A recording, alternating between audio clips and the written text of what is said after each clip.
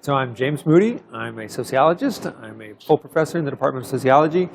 I'm director of the Duke Network Analysis Center, and I think formally I'm deputy director at IID. In general, all my work is on social networks in one form or another. And the probably two problems that I've been working on recently that have taken a lot of my time and interest. The first one has to do with social networks in health.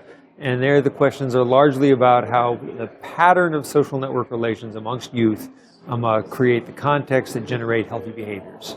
So for example, how would the clique that you belong to in school generate your, affect your likelihood of being a smoker or an athlete or someone that eats well or eats poorly or something like this.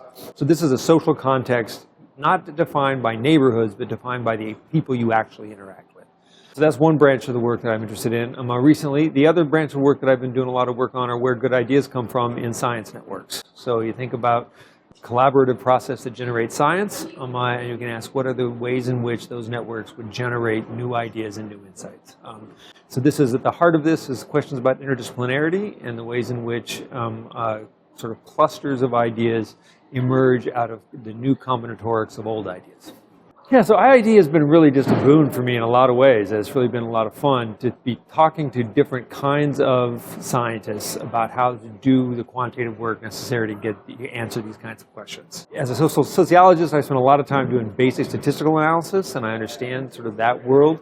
But machine learning, large-scale data processing, some of the work happening in artificial intelligence, and sort of the new tools done, particularly for dynamic text networks, is something that has really been exciting for me to get to talk to people about. And that's been probably the most fun. I think there's also lots of other pieces here that I didn't expect to be as interesting as they have been, such as the engagement with Data Plus. So I've done 3 Data Plus projects now, and that's been fantastic. And you know, I don't think of that as part of my basic research at first, but it turns out that it's really been helpful and very useful.